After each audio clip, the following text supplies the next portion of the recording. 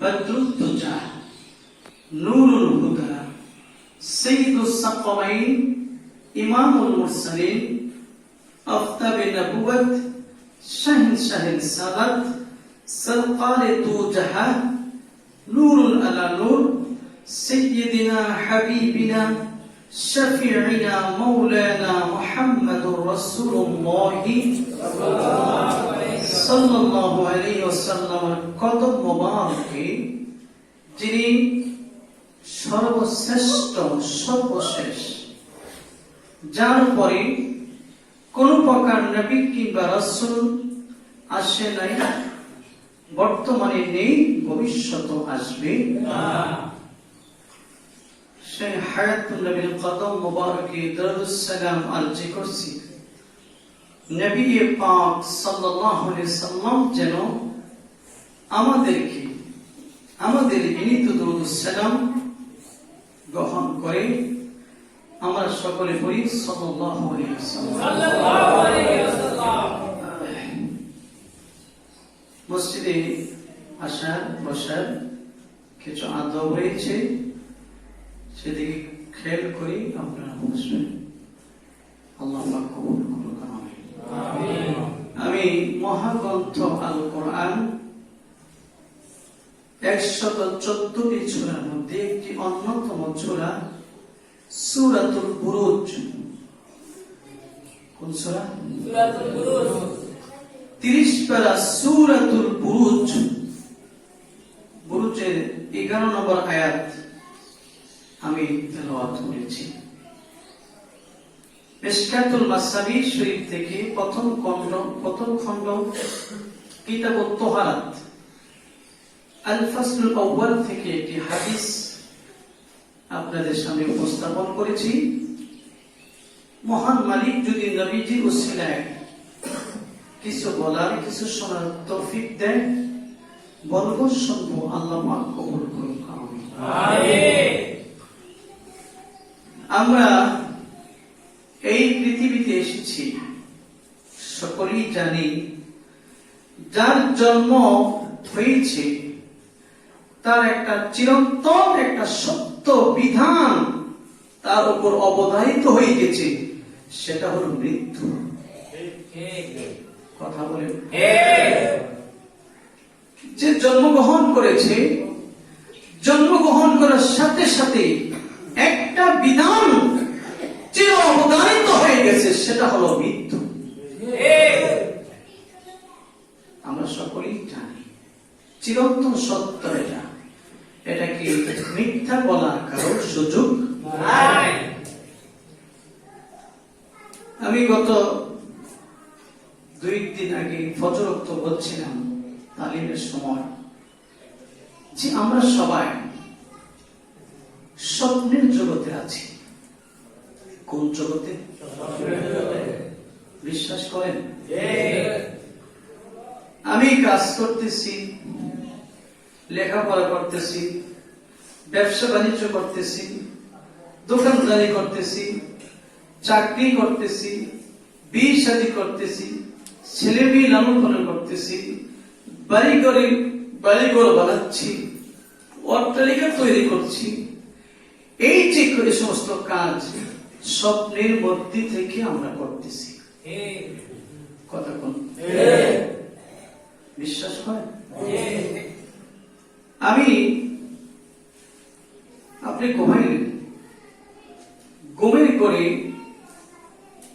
আপনি চলে গেলেন সৌদি আরব। সেখানে গিয়ে আপনি অনেক টাকা পয়সা কাজ করলেন, অনেক টাকা পয়সা আপনি কাজ করে বাড়িতে বিরাট বড় অট্টালিকা বানাইলেন, খুব সুখে শান্তিতে চলছেন, খুব আরামায়েশে চলছে। হঠাৎ করে আপনাকে কি যেন ডাক দিল, আপনি ডাক দেওয়ার সাথে সাথে ঘুমটা ভেঙে গেল। ঘুম ভেঙে দেখেন আপনি আপনার ভাঙ্গা করে শুয়ে আসছেন। ঠিক কিনা? এতক্ষণ ছিলেন কোথায়?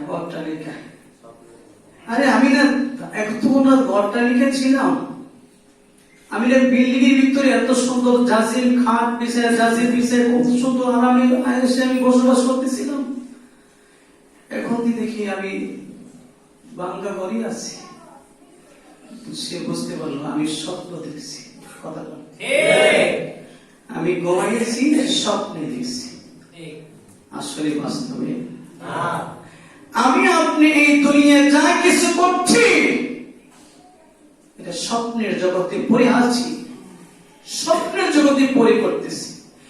রূহ যখন বের হয়ে যাবে, আজরাইল যখন আমাকে আপনাকে করাঘাত করবে, নক করবে, আপনার ঘুম ভাঙবে, ঘুম ভাঙবে, আমি আপনি দেখবো 3.5 হাত মাটির ঘর, চতুর্দিকে অন্ধকার আর অন্ধকার। ঠিক কিনা?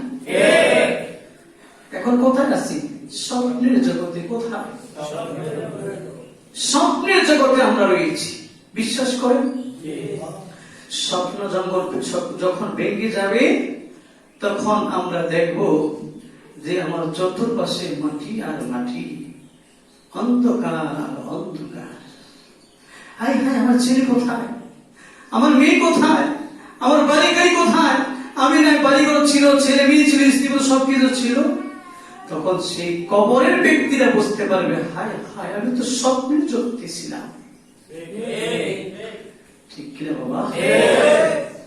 অতএব এই দুনিয়াটা অস্থায়ী, অস্থায়ী, কিছুক্ষণের জন্য এখানে আছি। এই যে বাজারে মসজিদের দক্ষিণ পাশে কয়েকটা কি বেঁধে থাকে না, এই যে থাকে, তাদেরকে যে কোনো মুহূর্তে যদি বলে এখান থেকে চলে যান, তাদেরকে চলে যেতে হবে। তারা চিরস্থায়ী ভাবে এখানে থাকে, থাকার সুযোগ নাই। এখনই যদি কমিটি বলে আপনি এখান থেকে বিদায় হন, তার এই বাসা বাড়ি সবকিছু ভেঙে এখান থেকে বিদায় হয়ে যেতে হবে। আমার আপনার দুনিয়ার জিন্দেগির এমনই কথা কম। এই অস্থায়ী জগতে আইসা এত বাহাদুরি, এত কিছু আমরা করতেছি। আপনি নিজেকে চিন্তা করছেন না? আমার দাদা ছিল, চলে গেছে, বাবা ছিল, চলে গেছে, আমিও তো চলে যাব। কথা কম। অতএব এই অস্থায়ী জগতের জন্য, অস্থায়ী জগতে খাবারের জন্য, অস্থায়ী জগতে বাঁচার জন্য, অস্থায়ী জগতে বিবাহ শাদী করার জন্য, অস্থায়ী জগতে ধন সম্পদের জন্য, বাড়ি গাড়ির জন্য আপনি এত পাগল পানা হয়ে গেছি, আল্লাহ পরকালের কোনো খবর নাই। অথচ এই অস্থায়ী জগতে সবকিছু রয়ে যাবে, আমি আপনি থাকবো যে পরকালীন জগৎ যে চিরস্থায়ী। কি বলেন? পরকালীন জগৎটা কি? সেই পরকালীন জগতেও তো আমার আপনার খাবারের প্রয়োজন আছে। কথা বল, খাবারের প্রয়োজন আছে কি নাই? গমের প্রয়োজন আছে কি নাই? স্ত্রীর প্রয়োজন আছে কি নাই? আরামাইশের প্রয়োজন আছে কি নাই? তো দুনিয়ার আরামাইশের জন্য আমি এত উঠে পড়ে লেগে গেলাম, আখিরাতের আরামাইশের জন্য আমি কি করলাম? কথা বল। মুয়াজ্জিন আযান দেয়, হাইয়া আলাস সালাহ, কাজে নামাজে আসুন, নামাজের সময় হয়েছে, হাইয়া আলাল ফালাহ, কল্যাণের দিকে আসুন। আপনি যাইতেছেন ব্যবসা কাজে, যাইতেছেন কি আপনি বদলি চলে যাচ্ছেন এখানে সেখানে, কেন বাবা? রিজিকের তালাশ তুমি করছো। তুমি শুনে রাখো, রিজিক তুমি যতই দৌড়াদৌড়ি করো, তুমি রিজিক অর্জন করতে পারবা না। কারণ রিজিকের চাবিকাঠি মহান মালিকের কাছে। কার কাছে? আমার আল্লাহর কাছে রিজিকের চাবিকাঠি। তুই দৌড়াই কি করবি? তুই দৌড়ে কি করবি? আমার চাবি তো আমার কাছে। কথা বল। আরে চাবি নিয়ে যা। চাবি কার হাতে? অতএব আমরা অনেকে জুমার নামাজে এসেছি, মাশাআল্লাহ, সবাইকে মোবারকবাদ, ধন্যবাদ। কিন্তু অক্তের সময় আপনাদেরকে পাওয়া যায় না, খুব ব্যস্ত থাকে। আমি বলছি অস্থায়ী জগতে এত ব্যস্ত হইন না। আমি আপনি স্বপ্ন জগতে পড়ে আছি, স্বপ্ন ভেঙে গেলে দেখবেন মাটি আর মাটি, অন্ধকার আর অন্ধকার। তখন আপনার ছেলে আপনার আপন হবে না, মেয়ে আপনার আপন হবে না, স্ত্রী আপনার আপন হবে না, মা বাবা কেউই আপনার আপন হবে না। আপনি যদি পরকালে চিন্তা করে, আখিরাতে চিন্তা করে নেক আমল করেন, আল্লাহ ওয়া রাসূলের আদর্শ মেনে চলে কবরে যান, কবরে যখন আমাকে আপনাকে বিসমিল্লাহি ওয়া আলা মিল্লাতি রাসূলিল্লাহ বলে দাফন করবে, মাটি দিবে, সবাই আমাকে ফিরে চলে আসবে। আমার ছেলে আমার কবরে থাকবে না, মেয়ে আমার কবরে যাবে না, স্ত্রী আমার কবরে যাবে না, আমার বন্ধু বান্ধব কেউ আমার সাথে থাকবে না। আমার সাথে থাকবে আমি যদি দুনিয়ায় ভালো কাজ করে যাই, নেক আমল করে যাই। ও বন্ধু, সবাই তোমাকে চলে একা একা রেখে চলে আসবে। তুমি যদি নেক আমল করে কবরে যাও, দেখবা তোমার নেক আমলগুলি তোমার সঙ্গী হয়ে গেছে। সবাই তোমাকে ছেড়ে চলে আসছে, কিন্তু তুমি যদি নেক আমল করো, আমার নবীকে ভালোবাসো, নবীজির আদর্শ মেনে চলো, দেখবা কবরে তারা তোমার বন্ধু হয়ে তোমার সাথে হাজির হয়ে গেছে। আল্লাহ তুমি কবুল করো, মঞ্জুর করো। অতএব আমরা দুনিয়ার পিছে এত দৌড়াদৌড়ি না করে একটু পরকালীন চিন্তা করি। রাজি আছেন? কি রাজি আছেন? কি রাজি আছেন? আল্লাহ তুমি কবুল মঞ্জুর করো। সূরাতুল বুরুজ থেকে আমি একখানা আয়াত তেলাওয়াত করছি। আল্লাহ পাক বলছেন, বিসমিল্লাহির রাহমানির রাহিম।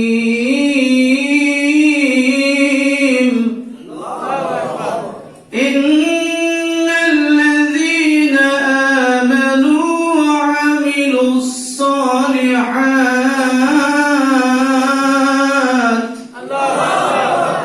ইন্নাল্লাযীনা, মনোযোগ আছে?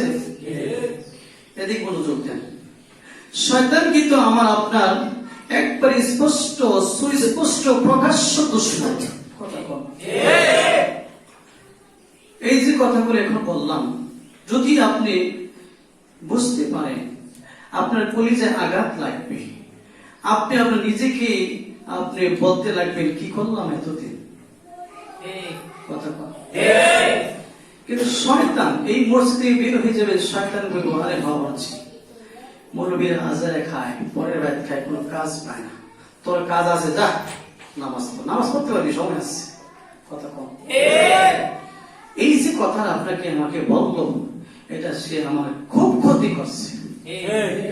অতএব আমরা সেই শয়তানকে আমরা কি করবো না, আশ্রয় দিব, সবসময় পাঠ করবো না হাওলা ওয়ালা কুওয়াতা ইল্লা বিল্লাহ। কি বুঝতে পারছেন? ইন্নাল্লাযীনা, নিশ্চয় যারা আমানু, ঈমান আনয়ন করেছে। কি মনোযোগ আছে? নিশ্চয় যারা ঈমান আনয়ন করেছে, ঈমান এনেছে, ওয়া আমিলুস সালিহাত, ঈমান আনয়ন করার সাথে সাথে নেক আমল করেছে। কি আমল? সৎকর্ম করেছে। যারা ঈমান এনেছে, নেক আমল করেছে। তাহলে নেক আমলের আগে কোন জিনিসটা আগে করতে হবে? কথা বল। সবার আগে যেটা আপনাকে মানতে হবে সেটা হলো ঈমান। কথা বল। ঈমান আনয়ন করার পরে যে ব্যক্তি নেক আমল করে, আমলে সালেহ, সৎ কর্ম করে, লাহুম জান্নাতুন তাজরি মিন তাহতিহাল আনহার। আল্লাহ বলছেন যে ব্যক্তি ঈমান আনয়ন করে, নেক আমল করে, ঈমান আনয়ন করার পরে নেক আমল করে, লাহুম জান্নাতুন তাজরি, তাদের জন্য রয়েছে আল্লাহর জান্নাত। সুবহানাল্লাহ। কি আছে? কার জান্নাত? আল্লাহর জান্নাত।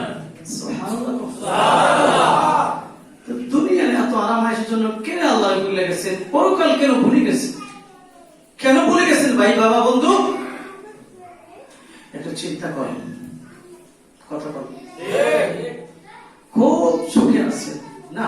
সুখে নাই। আল্লাহ তুমি হেফাজত করো। তাহলে দুনিয়ায় মানুষ বদলি লয়, কামলা লয়, যে কাজটা করো তোমাকে 500 টাকা মজুরি দেওয়া হবে। কথা কর, বদলি কামলায় সারাদিন কাজ করে 500 টাকা মজুরি পায়। আর আল্লাহর কামলা, আল্লাহর বদলি যারা আল্লাহর বান্দা আর ঈমান আনয়ন করার পরে সব কর্ম করে সব কাজ করে তাদেরকেও আমার আল্লাহ মজুরি দেয়। আর তাদের মজুরি হলো 10টা পৃথিবীর সমান একটা জান্নাত।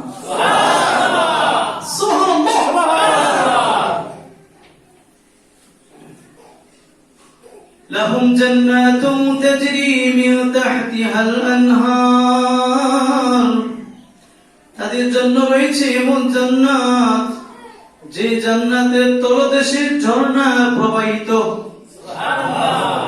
কি স্রোত, তাজরি মিন তাহতিহাল আনহার, তাহতিহাল জান্নাত, জান্নাতের তলদেশ দিয়ে স্রোত প্রবাহিত। বলে সুবহানাল্লাহ। যালিকাল ফাওজুল কাবীর। আর এটাই হলো জান্নাত, এটাই হলো মুমিন, মুত্তাকিন, সালিহিন, নেককার, পরহেজগারের জন্য মহা সাফল্য, মহা বিজয়। সুবহানাল্লাহ, সুবহানাল্লাহ। তাহলে আমরা ঈমান, আমরা এখানে সকলে ঈমান এনেছি। কথা বলুন, আমান্না বিল্লাহ ওয়া রাসূলিহি, আমরা ঈমান এনেছি আল্লাহ ও তার রাসূলের প্রতি। কথা বলুন, ঈমান আমল করলে হবে না, পাশাপাশি আমল করতে হবে। কথা বলুন। এই হাদিসের পক্ষে আমি, এই কোরআন আয়াতের পক্ষে আমি একটা হাদিস তেলাওয়াত করেছি। মিশকাতুল মাসাবি শরীফ থেকে কিতাবুত তাহারাত আল ফাসলুল আউয়াল, সেখানে লিখছে একটা হাদিস। عن أبي مالك الأشعري رضي الله تعالى عنه قال, হযরত আবু মালিক আশআরী রাদিয়াল্লাহু তাআলা তিনি বলেন, قال رسول الله صلى الله عليه وسلم, রাসূলুল্লাহ সাল্লাল্লাহু আলাইহি ওয়াসাল্লাম ইরশাদ করেছেন, আত-তুহুরু শাতরুল ঈমান, পবিত্রতা হলো ঈমানের অর্ধাংশ, অঙ্গ। সুবহানাল্লাহ। পবিত্রতা কি ঈমানের অর্ধাংশ, ঈমানের আত-তুহুরু শাতরুল ঈমান, পবিত্রতা হলো ঈমানের অংশ, ঈমানের অর্ধাংশ। এখন ব্যাখ্যায় লিখছে পবিত্রতা ঈমানের অর্ধেক হবে কেন? এই ব্যাখ্যা, এই হাদিসের ব্যাখ্যা লিখছে যে ঈমান হলো এমন একটা মহামূল্যবান দামি একটা বিধান, ঈমান হলো এমন মহামূল্যবান একটা জিনিস। কথা বলতেছেন কেন আপনারা? এদিক সেদিকে তাকাচ্ছেন কেন? যেখানে কোরআনের আয়াত তেলাওয়াত হয়, ইজা কুরিআল কুরআনু ফাসতামিউ লাহু ওয়া আনসিতু লাআল্লাকুম তুরহামুন, যেখানে কোরআন তেলাওয়াত করা হয় তোমরা চুপ থাকো, চুপ করে শ্রবণ করো। সুবহানাল্লাহ। চুপ করে কি করো? শোনো। চুপ থাকো, শ্রবণ করো। কেন? লাআল্লাকুম তুরহামুন, তোমাদের উপর আল্লাহ রহমত বর্ষণ হবে। সুবহানাল্লাহ। কি মনে করছেন মিয়া আপনারা? সুন্দর করে কোরআনের আয়াত শুনো, কোরআনের আলোচনা শুনো, আপনাদের উপর আল্লাহ রহমত নাযিল হচ্ছে। সুবহানাল্লাহ। এখন ঈমান পবিত্রতাটা, কথা বুঝতে পারছেন? লিখছে যে ঈমানটা তার অন্তরকে পবিত্র করে। সুবহানাল্লাহ, সুবহানাল্লাহ। ঈমানটা তার অন্তরটাকে কি করে? পরিষ্কার, পরিচ্ছন্ন, পবিত্র করে। আর তহরাত যেটা পবিত্রতা, তহরাত অর্থ পবিত্রতা অর্জন করা, আর তহরাতটা হলো তার সেই দেহটাকে পবিত্র করে। সুবহানাল্লাহ। এই জন্য রাসূলুল্লাহ বলছেন পবিত্রতা হলো ঈমানের কি? অর্ধাংশ। সুবহানাল্লাহ। আরেকজন ব্যাখ্যায় লিখছেন যে তহরাতকে, পবিত্রতাকে ইমানের অধ্যাংশ বলার কারণ হলো যে ব্যক্তি ইমান আনয়ন করে, ইমান গ্রহণ করে, ইমান গ্রহণ করার সাথে সাথে তার আমল নামায় যত সগীরা কবিরা গুনাহ আছে মাফ হয়ে যায়।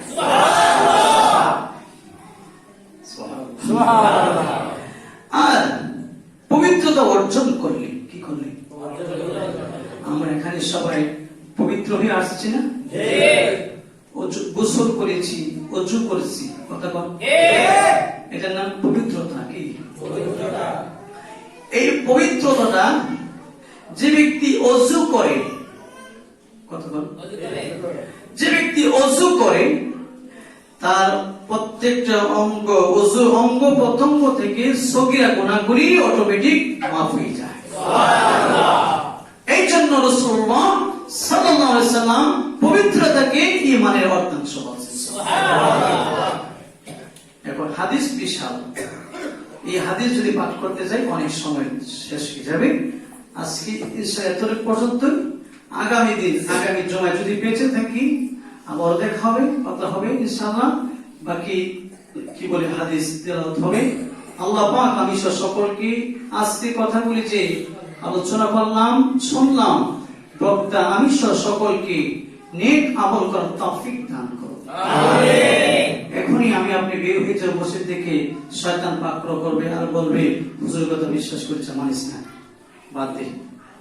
অনেক বয়স হয়েছে, অনেক কি হুজুরি থেকে হুজুরে আজারে খায়, মসজিদের ঘুমায়, আর কি। তখন দেখেন আপনি মনে রেখব, মনে যখন পেব এই কথা তখনই বুঝবেন যে শয়তানের নিতেছে আমার। তখন বলবেন লা হাওলা ওয়ালা কুওয়াতা ইল্লা বিল্লাহ, লা হাওলা ওয়ালা কুওয়াতা ইল্লা বিল্লাহ। তখন আপনার সাথে আর শয়তান থাকবে না। একটা মাসালা বলে দিই, সেটা হলো নামাজের ভিতরে আমাদের অনেকের মন এদিক সেদিক চলে যায়।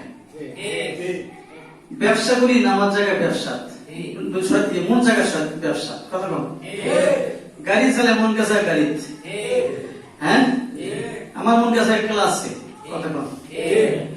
এই যে মন আবার টান দিয়ে আনি আবার চলে যায়, এটা কারণ রাসূলুল্লাহর কাছে সাহাবী প্রশ্ন করেছে, হুজুর আমার মনটা, আমার নামাজ, আমার কিরাত, আমার কিরাতটার সাথে আমার মনটার অন্তরায় পর্দা পড়ে যায়, আমি এখন কি করব? নবীজি বলছেন তুমি 3 বার আউযু বিল্লাহি মিনাশ শাইতানির রাজিম পড়ো।